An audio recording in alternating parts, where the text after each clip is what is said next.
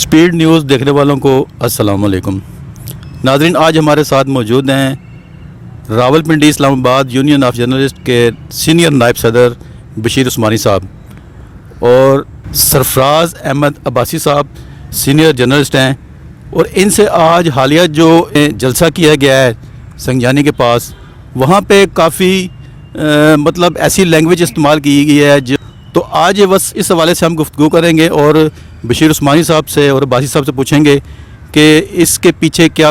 مروکات ہیں۔ جی السلام علیکم۔ وعلیکم السلام، بہت شکریہ۔ میں سمجھتا ہوں کہ جس طرح آپ نے کل کے پرسوں کے جلسے کے حوالے سے پی ٹی آئی کے حوالے سے آپ نے مجھ سے پوچھا ہے، تو یہ بڑا افسوسناک امر ہے کہ اس جلسے میں جس طرح کی گفتگو کی گئی، اور خود محمود اچکزئی صاحب کی میں سن رہا تھا گفتگو، انہوں نے کہا کہ آپ لوگ ایک طرف انقلاب کی بات کرتے ہیں کہ ہم انقلاب لائیں گے، تو اور اس طرح کے ڈکے اور اس طرح کی جو آپ کا ڈسپلن یعنی غیر منظم ایک انداز ہے، تو ایسے لوگ تو کوئی انقلاب نہیں لا سکتے۔ تو میں یہ سمجھتا ہوں کہ جس طرح کا اس جلسے میں جو آپ نے سوال کیا ہے کہ وہاں مقررین نے جس طرح کی گفتگو کی ہے، اور بطور خاص وزیر اعلیٰ کے پی کے اور وزیر اعلیٰ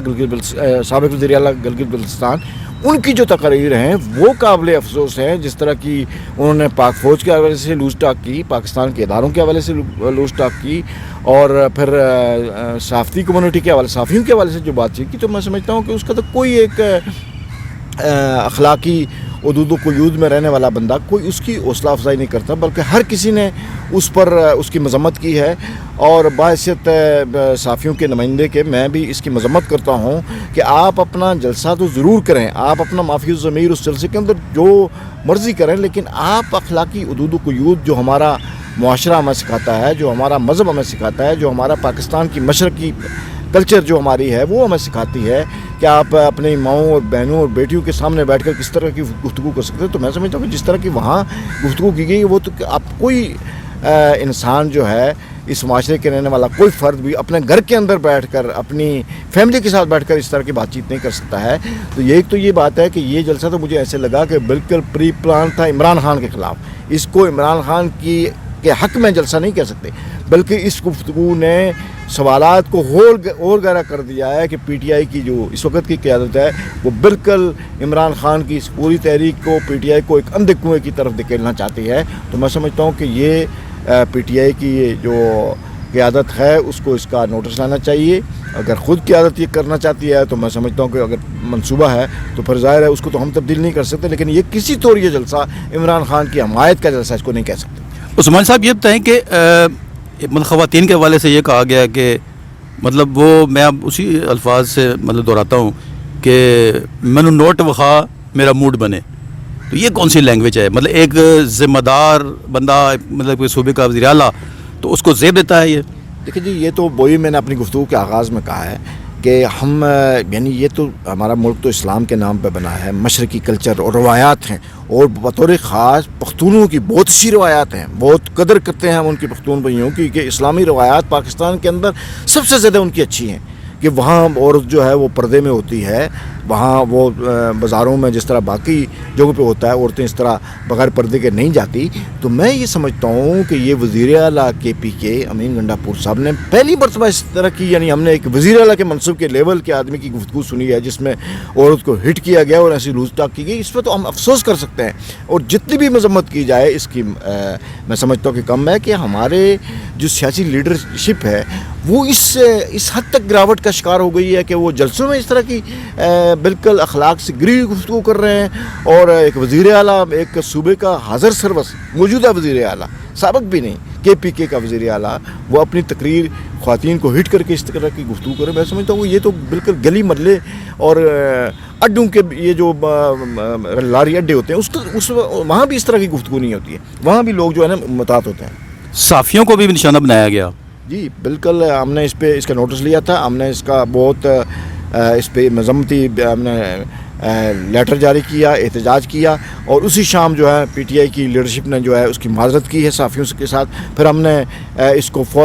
یعنی کچھ وقت کے لیے مؤخر کر دیا. ہم نے پورے ملک میں اس کا احتجاج کرنا تھا, چونکہ P if you J Pakistan federal union of journalist نے بھی اس کا نوٹس لیا تھا, ہمارے قائد افضل بٹ صاحب نے بھی اس کا نوٹس لیا تھا. تو جب ان کی طرف سے معذرت آ گئی شام کو ان کی لیڈرشپ کی طرف سے, پھر ہم نے اپنے اس سے احتجاج کو مؤخر کیا ہے. لیکن اگر اس روش کو جاری رکھا جاتا ہے تو پھر ہم کسی طور پر بھی اس بات کی اجازت نہیں دیں گے کہ صحافیوں کو ہٹ کیا جائے اور خواہ مخواہ اپنی نااہلی نالائکی اس کو چھپانے کے لیے آپ کسی بھی صحافی کے حوالے سے لوز ٹاک کریں, اس کی ہم اجازت نہیں دیں گے. جی بہت شکریہ عثمانی صاحب. جی بھائی صاحب کیا کہیں گے؟ ہاں جی, تو اصل میں مسئلہ یہ ہے عثمانی صاحب کہ یہاں پر میں سب سے پہلے تو میں شکریہ ادا کرتا ہوں جناب سپیڈ نیوز کے سی او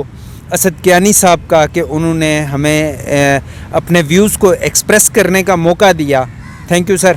تو میں ساتھ ساتھ آپ کو یہ جو چیز ہے یہ میں باور کرانا چاہتا ہوں کہ عمران خان ایک عالمی لیڈر ہے, اس میں کوئی دو رائے نہیں ہے. انہوں نے عالمی سطح پہ کرکٹ کھیلی, سارے معاملات, اور ان کا ایک قد کاٹ ہے. اس وقت جو جب سے ان کی نااہلی ہوئی ہے یا ان کے خلاف کیسز بنے ہیں, وہ جیل چلے گئے ہیں, اس کے بعد یہ جو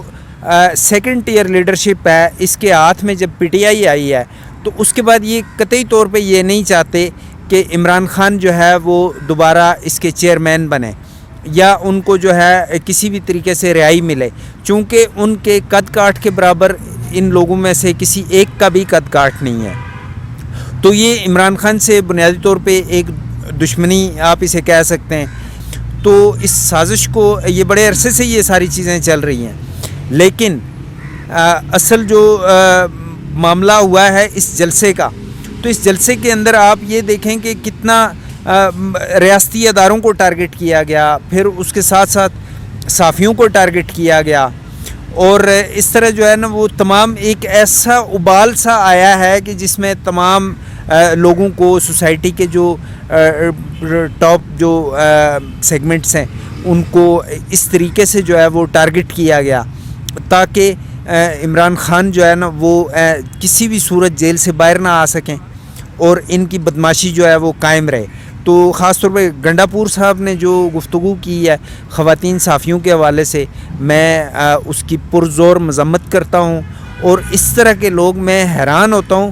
کہ یار اتنے بڑے قد کاٹ کا آدمی جو ایک بڑے صوبے کا وزیر اعلیٰ ہے, اس کا انداز گفتگو دیکھیں. تو انہوں نے کل پرسوں جو کچھ کیا ہے اس جلسے میں, تو اس کے بعد کے کانسیکوینسز آپ کے سامنے ہیں کہ یہ کیا ان کے ساتھ ہوا ہے. وہ بیرسٹر گور جیسا شریف آدمی جو ہے وہ بھی اریسٹ ہو گئے,